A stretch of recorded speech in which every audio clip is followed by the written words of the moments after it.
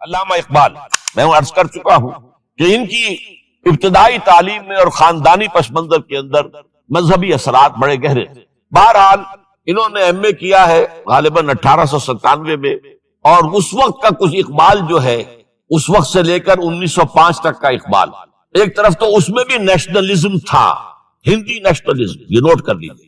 چنانچہ اسی دور کا اس کا ترانہ ہے، سارے جہاں سے اچھا ہندوستان ہمارا۔ آج بھی جو ہندوستان کا ریڈیو ہے اور ہندوستان میں حکومت کے زیر اہتمام اس ترانے کی جو ہے وہ بڑی سرپرستی ہوتی ہے، بہت اس کو جو ہے نشر کیا جاتا ہے، سارے جہاں سے اچھا ہندوستان ہمارا، ہم بلبلیں ہیں اس کی، وہ گلستاں ہمارا۔ بلکہ اس زمانے میں ایک ایسا شعر بھی انہوں نے کہا ہے جس کی کہ پھر شدید ترین نفی بعد میں ان کے اشعار سے ہوئی ہے۔ انہوں نے ایک نیا شوالہ کے نام سے جو نظم لکھی کہ سچ کہہ دوں اے برہمن گر تو برا نہ مانے، تیرے صنم قدوں کے بت ہو گئے پرانے۔ اسی میں ایک شعر ہے کہ پتھر کی مورتوں میں سمجھا ہے تو خدا ہے، خاک وطن کا مجھ کو ہر ذرہ دیوتا ہے، خاک وطن کا مجھ کو ہر ذرہ دیوتا ہے۔ اس درجے گہرا انڈین نیشنلزم اقبال کے اندر بھی موجود تھا۔ لیکن جب اقبال انگلستان گئے ہیں، یہ 28 برس کی عمر میں انگلستان گئے سن 1905 میں، اور 3 سال وہاں رہے انگلستان اور جرمنی، اور بیرسٹری بھی کی، اور چونکہ فلسفی تھے پی ایچ ڈی بھی کر کے آئے۔ اس عرصے میں معلوم ہوتا ہے کہ اقبال کی قلب ماہیت ہو گئی۔ یہ میرا ایک تجربہ ہے، بڑا پرانا ہے، میرا مشاہدہ تھا۔ 1970 میں پہلی مرتبہ میں انگلستان گیا تھا، میرے چھوٹے بھائی وہاں زیر تعلیم تھے، انہوں نے بلایا تھا۔ وہاں میں نے دیکھا کہ یونیورسٹیوں میں پڑھنے والے ایک P H D, 2 P H D کرتے ہوئے لوگ بیٹھتے ہیں، جمعے کے روز قرآن پڑھتے ہیں، درس قرآن ہوتا ہے، اور وہ ایک دوسرے سے قرآن پڑھ کے سنتے بھی ہیں تاکہ جو تجوید کی غلطیاں ہوں ان کی تصحیح ہو سکے۔ اور میں نے سوچا کہ پاکستان میں اس سطح کے لوگ جو ہیں کبھی اس قسم کی مصروفیت میں مبتلا مجھے تو نظر نہیں آئے۔ تو اس کا مجھے ایک اصل میں تجزیہ میرا یہ تھا کہ جن لوگوں کی بنیادی تربیت میں اور خاندانی اثرات میں مذہب کا ایلیمنٹ موجود ہوتا ہے، چاہے وہ ہندوستان میں رہتے ہوئے وہ زیادہ ظاہر نہ ہو، نمایاں نہ ہو، اس کے آثار سامنے نہ آئے، لیکن جب وہ ایک مخالف ماحول میں پہنچتے ہیں، اس مخالف ماحول میں ان کے اندر کا وہ چنگاری ان کی جو ہے وہ شعلہ بن کر بھڑکتی ہے۔ چنانچہ یہ معاملہ میں نے پھر بعد میں امریکہ میں بھی دیکھا، ہر جگہ دیکھا ہے کہ وہاں 2 نتیجے ہوتے ہیں، یا تو یہ کہ ایک آدمی ڈاؤن دی ڈرین گیا تو وہاں کی تہذیب میں رگا گیا شراب اور یہ اور وہ اور رقص اور سب یہ ساری چیزیں آ گئی، اور یا پھر جو بچ گیا جس کے اندر دین کا کوئی حمیت کا شائبہ تھا وہ پھر بھڑکتا ہے، پھر وہ ایکٹیوسٹ ہوتے ہیں، وہ کام کرتے ہیں۔ لہذا یہ معاملہ جو ہے علامہ اقبال کے ساتھ پیش آیا، اور خود انہوں نے کہا بھی ہے مسلمان کو مسلمان کر دیا طوفان مغرب نے۔ وہاں سے جب یہ واپس آئے ہیں تو اب نوٹ کیجئے 1908 سے 1930 تک یہ جو 22 برس ہیں، علامہ اقبال نے کیا کیا نوٹ کیجئے۔ وہ آپ جانتے بھی ہیں، میں صرف گنوا رہا ہوں۔ اسلام کے نظام فکر اور فلسفہ اور حکمت کو بیان کیا، اپنی شاعری کے ذریعے سے بھی، اپنی نثر کے ذریعے سے۔ قرآن کی ایک نہایت جدید اور بہت عمدہ تفسیر، اگرچہ تفسیر کے نام سے آپ کو کہیں تفسیر اقبال نہیں ملے گی، لیکن کلام اقبال خود تفسیر ہے۔ وہ دعویٰ کرتا ہے کہ میرے پیغام میں سوائے قرآن کے کچھ نہیں ہے۔ گر دلم آئی نئے بے جوہرست، ورب حرفم غیر قرآن مزمرست، پردہ ناموس فکرم چاک کن، ای خیابہ راز خارم پاک کن۔ یہ مناجات بحضور سرور کائنات صلی اللہ علیہ وسلم، وہ کہتے ہیں کہ اے اللہ کے نبی، اللہ کے رسول، اگر میرے پیغام میں کہیں قرآن کے سوا کوئی شے شامل ہو گئی ہے میری شاعری میں تو آپ میرے فکر کا پردہ چاک کر، روز محشر خار و رسوا کن مرا، اور قیامت کے دن مجھے ذلیل اور خار کیجیے گا، اور بے نصیب از بوسہ پاک کن مرا، اور مجھے اپنی قدم بوسی سے محروم کر دیا۔ یہ بات کہہ رہا ہے، اس کا دعویٰ ہے، اس نے جو کچھ کہا قرآن سے کہا۔ اس کی شاعری جو ہے میرے نزدیک، اور میں نے تو اپنی جو سورسز گنوائی ہیں کہ میں نے جو قرآن مجید کا فکر یا سوچ جو بھی آپ اسے کہیں، جو تھوڑا بہت مجھے میسر ہوا ہے، ان میں نے 8 اشخاص کو نمایاں طور پر بیان کیا ہے۔ 4 یہ ہیں 2 کے جوڑے، 2 ابوین ہیں، ابو الکلام ابو العلا مودودی، ابو الکلام آزاد۔ 2 دکترین ہیں، ڈاکٹر اقبال، ڈاکٹر رفیع الدین۔ 2 شیخین ہیں، شیخ الہند مولانا محمود حسن، جن کا ترجمہ ہے قرآن مجید کا، اور اس پر حواشی ہے شیخ الاسلام شبیر احمد عثمانی۔ 2 ہی عین، مولانا فراہی اور مولانا اصلاحی، جنہوں نے قرآن مجید کے مضامین کے اندر جو اندرونی نظم ہے اسے واضح کیا۔ علامہ اقبال میری ایک بہت بڑی سورس، بلکہ سب سے زیادہ گہرا اثر مجھ پر جو ہے بچپن سے جو ہوا ہے وہ تو علامہ اقبال کا ہے۔ 5ویں جماعت کا طالب علم تھا جب ان کا یہ شعر میرے ذہن میں کہیں چپک کر رہ گیا ہے، جواب شکوہ کا، وہ زمانے میں معزز تھے مسلمان ہو کر اور تم خار ہوئے تارک قرآن ہو کر۔ پھر علامہ اقبال نے مغربی فکر پر شدید تنقید کی، بہت بڑا ناقد، اور خاص طور پر مغربی تہذیب جو ہے اس کی نفی۔ یہ سارا کام کیا اور اس سب سے بڑھ کر وہ تجدید ملت اسلامی کا علمبردار مرکز سامنے آیا۔ اس نے خوشخبری دی کہ دنیا میں اسلام کے غلبے کا دور آنے والا ہے۔ ملت اسلامیہ جو اس وقت دبی ہوئی ہے، پسی ہوئی ہے، پوری دنیا میں پامال ہے۔ آپ کو معلوم ہے کہ پہلی جنگ عظیم کے بعد کیا صورت ہو گئی تھی؟ سلطنت عثمانیہ کے جب دھجیاں بکھیر دی گئی اور کولونیل امپیریلزم جو ہے پورے عالم اسلام پر حکمران تھا، پورا عالم اسلام جو ہے محکوم، اگرچہ یہ دبے ہوئے ہیں، پسے ہوئے ہیں، گرے ہوئے، لیکن ان کا دوبارہ غلبہ ہوگا، یہ ابھریں گے، ملت اسلامیہ کی تجدید ہوگی، اسلام کی نشأت ثانیہ ہوگی، اسلام کے روشن مستقبل کے مبشر بن کر علامہ اقبال سامنے آئے۔ اور ایک اور جو بہت بڑا کام کیا وہ وہی وطنی قومیت کی شدید نفی، بلکہ شدید کا لفظ بھی کافی نہیں ہے، شدید ترین نفی کی، اس لیے کہ اس وقت وطنی قومیت جو ہے اس وقت مسلمانوں کو اپنے اندر انگلف کرنے کے لیے پوری قوت کے ساتھ زور لگا رہی۔ میں نے علامہ اقبال کے حوالے سے جو باتیں کی ہیں کہ احیاء فکر اسلامی اور تجدید ملت اسلامی، اس کے ساتھ ساتھ ہندوؤں میں کیا ہو رہا تھا اس دور میں، ان کے ہاں بھی ان کی مذہبی تجدید کا عمل بڑی شدت کے ساتھ شروع ہوا۔ اس میں بھی چند ناموں کا میں تذکرہ کرنا چاہوں گا۔ بنکم چٹرجی، اس نے بندے ماترم کا یہ جو ترانہ ہے آج بھی بھارت کے اندر مجبور کیا جا رہا ہے مسلمانوں کو بھی کہ وہ بھی اسکولوں کے اندر یہ ترانہ پڑھیں، اور ابھی مسلمان رجسٹ کر رہے ہیں۔ اس میں وہ زمین کی بندگی، بھارت ماتا ہم تیرے بندے، اور یہ جو ہے ہندو رینائسنس کا ایک بہت بڑا جو ہے یوں سمجھیے کہ علم بردار۔ پھر دوسری شخصیت سامنے آئی، راجا رام موہن۔ یہ شخص بہت بڑا فاضل، بڑا عالم، 10 کے قریب زبانیں جو ہے ان کا ماہر ہے، جس میں یورپینز بھی اور ایسٹرن بھی۔ پھر یہ کہ یہ مسلمانوں کا ہمدرد بن کر آیا۔ انگریز نے جب یہاں پر ان کے پادریوں نے تسلیس کی تلقین شروع کی ہے تو آئینہ توحید کے نام سے اس نے کتابچہ لکھا اس کی نفی کے لیے۔ اس حوالے سے یہ کچھ ایسی شخصیت بننے کی کوشش کر رہا تھا کہ مسلمان بھی اس کو قبول کریں، اور اس کے بعد پھر اس نے برہمو سماج کے نام سے ایک ادارہ قائم کیا۔ یہ وہی تھا کہ جو اس سے پہلے اکبر نے جو فلسفہ دیا تھا دین الہی، بھئی اللہ کا معاملہ کرو، صرف اللہ کو سب مانتے ہیں، صرف نام ہے مختلف ہے، کسی نے کوئی نام رکھ دیا، کوئی مہادیو کہتا ہے، کوئی کچھ کہتا ہے، کوئی گاڈ کہتا ہے، سب خدا کو تو سب مانتے ہیں۔ یہ جو رسالت کا معاملہ ہے اور شریعت کا معاملہ ہے، یہ فساد کی جڑ ہے۔ رسالت کی بنیاد پر شریعتیں مختلف، عبادتیں مختلف، ذرا اس کو پیچھے ڈالو۔ تو دین اکبری یا دین الہی اس کا نام تھا۔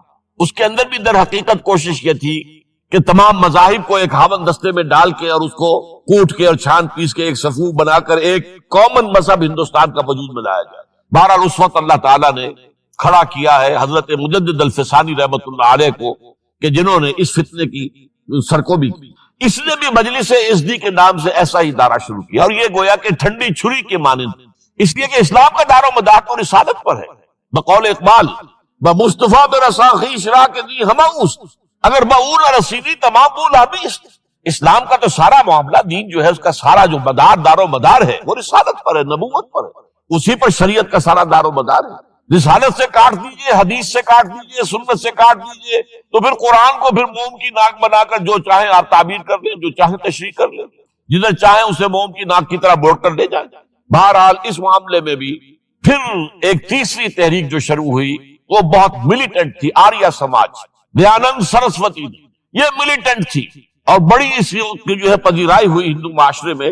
انہوں نے کھل کر یہ کہا کہ ہندوستان صرف ہندوؤں کا ملک ہے، یہاں مسلمانوں کے لیے کوئی جگہ نہیں، لہذا یا ہندو ہو جائیں مسلمان اور یا پھر یہاں سے ہجرت کر جائیں۔ کھل کر آریہ سماج، اسی کے تحت پھر مہاسبھا بنی، اسی کے تحت RSS، انتہائی ملیٹنٹ آرگنائزیشن جو ہے ہندوؤں کی، یہ سب جو ہے دیانند سرسوتی کا۔ یہ اسی طریقے سے پھر شدھی کی تحریک شروع ہو چکی تھی، ریکلیم کرو مسلمانوں کو، یہ ہم ہی میں سے تھے، ان کے آباء و اجداد کہیں جو ہے مسلمان ہو گئے، انہیں واپس لو۔ چنانچہ راجستھان کے علاقے میں جہاں بڑی جہالت تھی، مسلمانوں میں علم نہیں تھا، بس کہیں بزرگوں کے کسی زیر اثر فیض سے، کسی صوفی کے وہ اسلام تو لے آئے لیکن تربیت کا کوئی انتظام ہوا ہی نہیں، مسلمان حکومتوں نے کیا ہی نہیں، کچھ بھی نہیں کیا. تو نتیجہ یہ نکلا کہ بڑے پیمانے پر شودی کی تحریک ہو رہی تھی. میوات کے علاقے میں بڑی تیزی کے ساتھ مسلمان جو میو تھے وہ ہندو ہو رہے تھے. اسی پر تحریک اٹھائی ہے مولانا الیاس رحمت اللہ علیہ نے. ان کا مقابلہ کرنے کے لیے اس تحریک کا، اس شودی کی تحریک کا مقابلہ کرنے کے لیے یہ تبلیغی جماعت کا نظام بنایا تھا کہ بس 6 باتیں لو اور جاؤ دیہات میں جاؤ، چنے لے کر گڑ لے کر جاؤ، کسی کا کھانا نہ کھاؤ، اپنا کھانا کھاؤ، کوئی تنخواہ نہیں، اور دین کی تبلیغ کرو. یہ نظام ان کا در حقیقت اسی شودی کی تحریک کے جواب میں شروع ہوا. پھر سنگٹن کی تحریک شروع ہوئی کہ ہندوؤں کو سب کو جمع کر لیا جائے. اب اس اعتبار سے ذرا نوٹ کیجئے علامہ اقبال نے جو نفی پھر وطنیت کی ہے، اتفاق سے یہاں یہ اشعار لکھے ہوئے ہیں. اس دور میں اور ہے، جام اور ہے، جم اور، ساقی نے بنا کی روش لطف و ستم اور، تہذیب کے آزر نے ترشوائے صنم اور، مسلم نے بھی تعمیر کیا اپنا حرم اور، ان تازہ خداؤں میں بڑا سب سے وطن ہے، جو پیرہن اس کا ہے وہ مذہب کا کفن. اب ذرا قلب ماہیت کا اندازہ کیجئے. وہی شخص جو کہہ رہا تھا کہ خاک وطن کا مجھ کو ہر ذرہ دیوتا ہے، وہ آج اس وطن کو ایک سب سے بڑا بت قرار دے کر اور اس کا قلع قمع کرنے کے لیے کس قدر زوردار الفاظ جو ہے. اور یہی دوسری طرف یہ بت کہ تراشیدہ تہذیب نوی ہے. یہ جو نیشن سٹیٹ کا تصور ہے یہ 18ویں صدی سے یورپ میں شروع ہوا. نیشن سٹیٹ، ایک ملک میں رہنے والے سب شہری ہیں، برابر ہیں، اور ان کے اندر مذہب کا اختلاف ہو یہ اس کا کوئی حیثیت نہیں. مذہب تو پرائیویٹ معاملہ ہے، ہاں جو سرکاری سطح پر ہوگا معاملہ، اجتماعی معاملات جو ہے وہ کسی مذہب سے طے نہیں ہوں گے. یہ نیشن سٹیٹ کا تصور.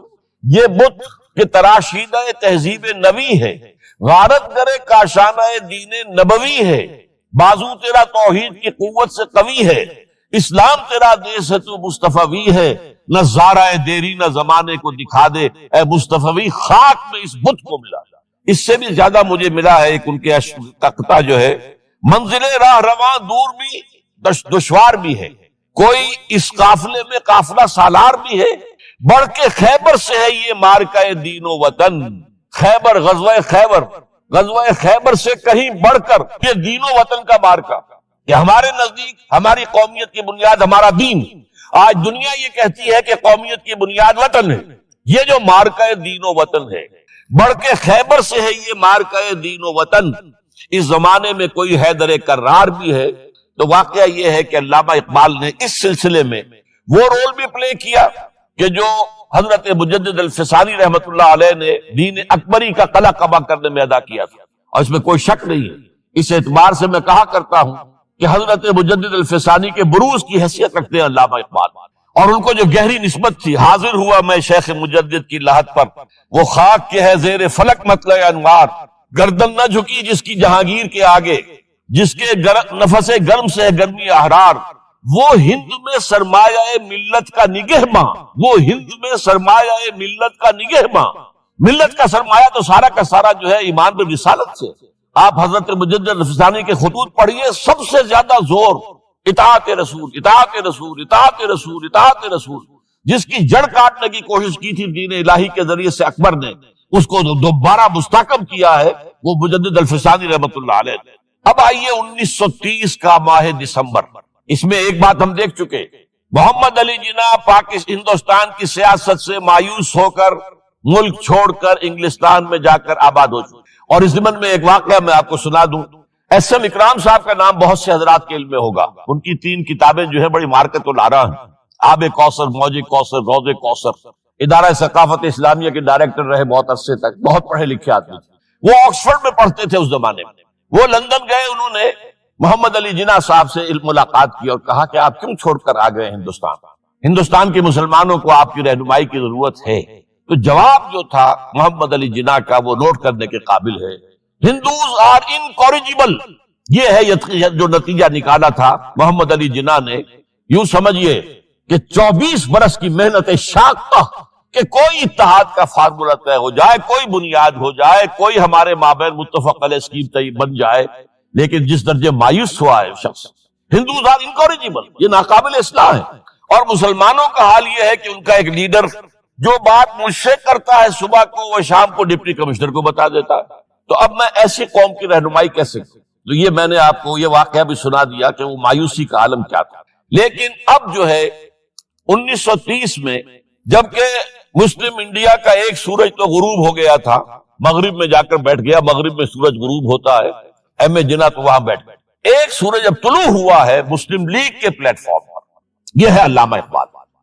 1930 کا جو ان کا خطبہ ہے الہ آباد کا وہ بہت اہم ہے، بہت اہم ہے، بہت اہم ہے. ایک تو یہ کہ انہوں نے اپنی شاعری کے ذریعے سے وطنیت کی جو نفی کی تھی اور مسلم قومیت کا جو اس بات کیا تھا، اسے ایک فلسفیانہ انداز میں سوشیولوجی عمرانیات کے مسلمہ اصولوں کی روشنی میں جس طریقے سے مدلل بیان کیا ہے، اس اعتبار سے وہ ایک بہت قیمتی دستاویز ہے. لیکن اس کے ساتھ ہی انہوں نے ایک تجویز پیش کی، وہ اور یوں بھی کہیے کہ ایک پیشن گوئی کی. وہ پیشن گوئی یہ تھی کہ ہندوستان کے شمال مغرب میں ایک مسلمان ریاست قائم ہوگی، اور پھر یہ بھی کہا میں مطالبہ کرتا ہوں کہ وہ قائم ہو. البتہ اس میں بعض لوگ جو ہے اس پر یہ تنقید کرتے ہیں کہ علامہ اقبال نے تو یہ کہا تھا I would like to see the Punjab, the Northwest Frontier Province, Sindh and Balochistan amalgamated into a single state, self-government within the British Empire or without the British Empire. The formation of a consolidated Northwest Indian Muslim state appears to me to be the final destiny of the Muslims, at least of Northwest India. اس پہ اعتراض یہ کیا جاتا ہے کہ علامہ اقبال نے تو ہندوستان کے اندر برطانیہ کے حکومت کے اندر کے لیے تجویز دی تھی، لیکن یہ بات غلط ہے. اصل میں نوٹ یہ کیجئے کہ 1930 تک تو اس کا کوئی امکان ہی نظر نہیں آتا تھا کہ انگریز ہندوستان چھوڑ کے چلا جائے گا. تو اس وقت کے لیے ان کی تجویز یہ تھی کہ ہندوستان میں ایک صوبہ بنا دیا جائے، یہ آج کا پاکستان، یا یوں سمجھیے کہ جو کچھ عرصے پہلے 1 یونٹ بنا تھا، برٹش انڈیا میں بھی یہ 1 یونٹ کی حیثیت سے ایک سٹیٹ بن جائے، تاکہ اس علاقے میں مسلمانوں کے اندر جو کچھ قومیتی کچھ تھوڑا تھوڑا فرق ہے، کلچر کا فرق ہے، کچھ ان طرح کی چیزیں، زبانوں کا فرق ہے، تو یہ جو ہے مل جل کر ان کے اندر ایک قوم کا تصور جو ہے باقاعدہ پیدا ہو. اسی لیے وہ کہتے ہیں I demand the formation of a consolidated Muslim state in the best interest of India and Islam. اب اس میں وہ بات یہ کہتے ہیں کہ for Islam it will be an opportunity to rid itself of the stamp that Arabian imperialism was forced to give it, to mobilize its laws, its education, its culture, and to bring them into closer contact with its own original spirit and with the spirit of the modern time. وہ کہتے ہیں کہ اگر ایسا ہو گیا، ایک تو یہ کہ ڈیسٹنی ہے، ہوگا رہے گا، شمال مغربی ہند کے اندر ایک مسلمان ریاست قائم ہو کر رہے گی. اب یہ پروفیسی بھی تھی، پیشن گوئی، اور یہ بھی کہ میں مطالبہ کرتا ہوں، ایک تجویز بھی تھی. لیکن اس کا جو اصل عنصر ہے، جو میرے نزدیک جو انقلابی حصہ ہے، جہاں تک ہندوستان کی جو تقسیم کا معاملہ ہے، یہ اور بھی بہت سے لوگوں کی طرف سے یہ باتیں آتی رہی تھی. میرے پاس یہاں پہ 14 نام لکھے ہوئے ہیں جنہوں نے ہندوستان کی تقسیم کا تذکرہ کیا. لیکن جس انداز میں، جس پلیٹ فارم پر آل انڈیا مسلم لیگ کا جو اینوئل سیشن ہے اور اس میں صدر کی حیثیت سے خطبہ دے رہا ہے ایک شخص، تو یہ حیثیت جو ہے یہ بہت نمایاں، اور اس میں جس انداز میں بات کہی گئی ہے اس میں جو ایک پازیٹیو عنصر ہے. اگر ایسا ہو گیا، ایک نارتھ ویسٹ آف انڈیا میں مسلمان ریاست قائم ہو گئی، تو ہمیں ایک موقع مل جائے گا کہ عرب امپیریلزم، اب نوٹ کیجیے، عرب امپیریلزم سے مراد کیا ہے؟ عربوں کا دور ملوکیت. اس سے پہلا کیا تھا؟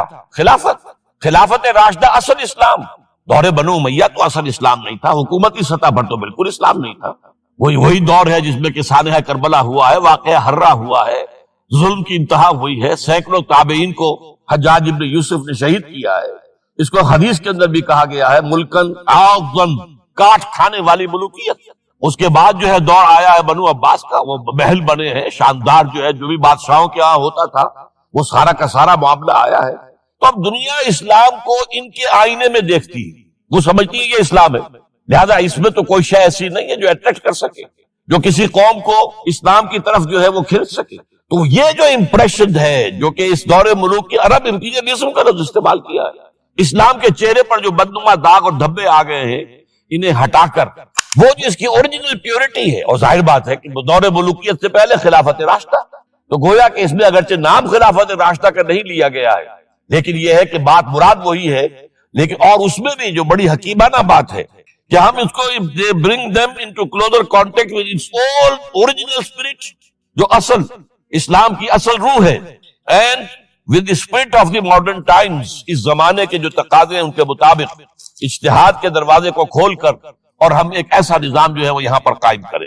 یہ ہے وہ چیز کہ جس نے تحریک مسلم لیگ کے اندر ایک مثبت جذبہ، یہ نوٹ کر لیجئے میرے الفاظ، 1906 سے لے کر 1930 تک تحریک مسلم لیگ صرف ایک منفی موٹیو پر چل رہی تھی، منفی، نیگیٹو، خوف، ہندو کا خوف، ہندو دبا لے گا، ہندو ایکسپلائٹ کرے گا، ہندو معاشی طور پر بھی، تہذیبی طور پر بھی، ثقافتی طور پر بھی، مذہبی طور پر بھی شدی کی تحریک چل رہی ہے، ہمیں راستہ دکھایا جا رہا ہے، ہندوستان چھوڑ دو اور بھاگ جاؤ، چلے جاؤ۔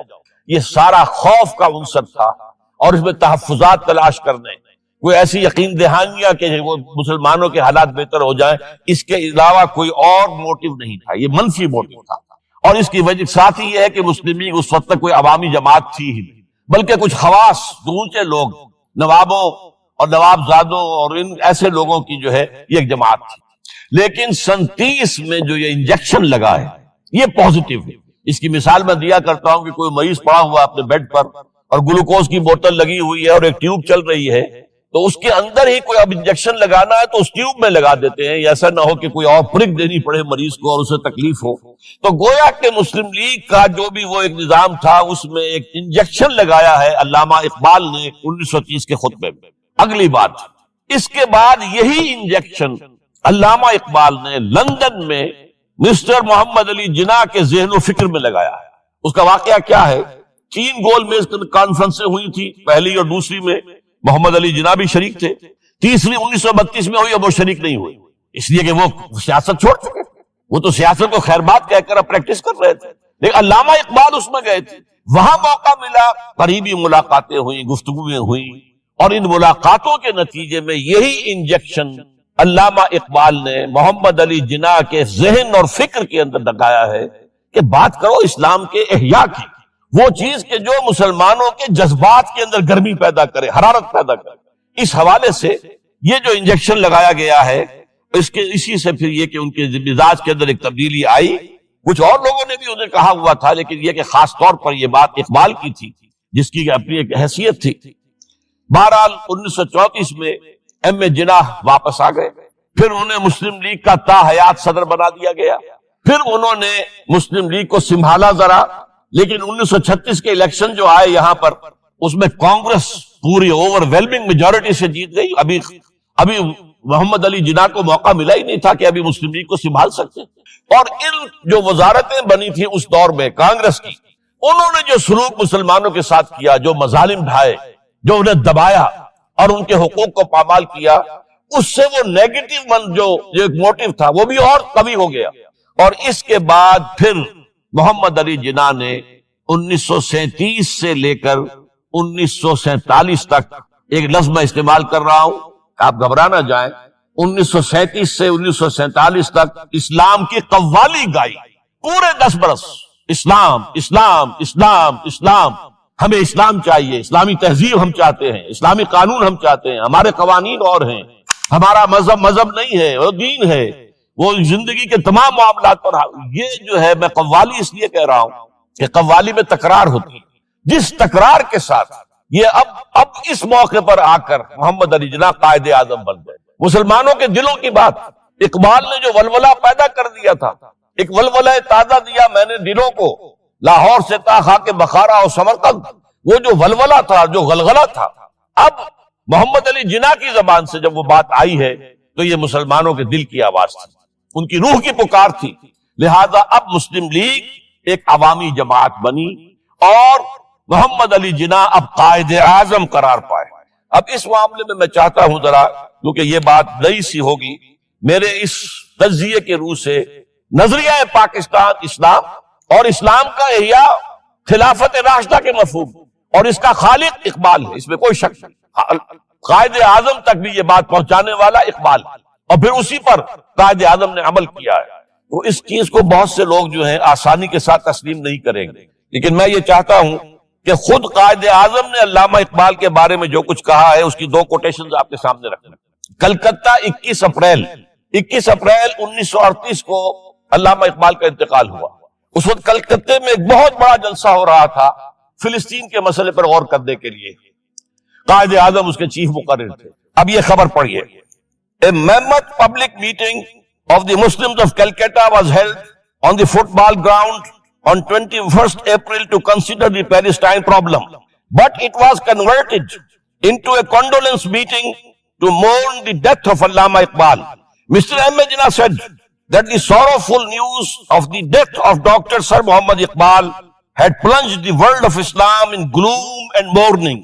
Sir Muhammad Iqbal was undoubtedly one of the greatest poets, philosophers and seers of humanity of all times. Note kijiye. One of the greatest poets, philosophers and seers, جن کو کہ مستقبل کو دیکھنے کی صلاحیت ہوتی ہے، جن کی نگاہ گاہ میری نگاہ تیز چیر گئی دل وجود، جس کے بنا پر آب روان کبیر تیرے کنارے کوئی دیکھ رہا ہے کسی اور زمانے کے خواب. یہ علامہ اقبال نے جو کچھ دیکھا تھا اسلام کے مستقبل کے بارے میں. He took a prominent part in the politics of country and in the intellectual and cultural reconstruction of the Islamic world. His contribution to the literature and thought of the world will live forever. اب آخری جملہ سنیے غور سے. To me, he was a personal friend, number 1, philosopher, number 2, and guide, number 3, and as such the main source of my inspiration and spiritual support. کوئی شک اس کے بعد رہ جاتا؟ اور یہ الفاظ کون کہہ رہا ہے؟ یہ محمد علی جناح ہے. لفاظ آدمی نہیں ہے وہ کوئی شعلہ بیان خطیب جو الفاظ جو ہیں اس کے ابار لگا دے نہیں، جو ایک ایک لفظ وکیل، بہت بڑا وکیل، ایک ایک لفظ جو ہے تول کر بولنے والا، انہیں کیا قرار دیا؟ تو خود تصنیف کیا. دوسرا میں اور دے رہا ہوں، یہ سن 40 میں اقبال ڈے منایا گیا تھا. اب اس میں کیا کہتے ہیں Quaid Azam? If I live to see the ideal of a Muslim state being achieved in India, and I were then offered to make a choice between the works of Iqbal and the rulership of the Muslim state, I would prefer the former. اگر ہم کامیاب ہو جاتے ہیں کہ اسلامی ریاست قائم کرنے میں، مسلمان ریاست قائم کرنے میں، اور اس کے بعد میرے سامنے چوائس رکھا جاتا ہے کہ یا تو علامہ اقبال کا کلام لے لو اور یا حکومت کے سربراہ بن جاؤ، تو میں علامہ اقبال کے کلام کو ترجیح. اور سنیے.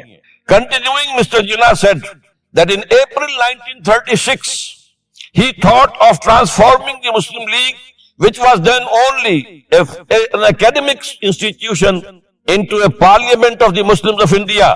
From that time to the end of his life, he continued. Iqbal stood like a rock by him. Iqbal, Mr. Jinnah said, was not only a great poet who had permanent place in the history of the world's best literature.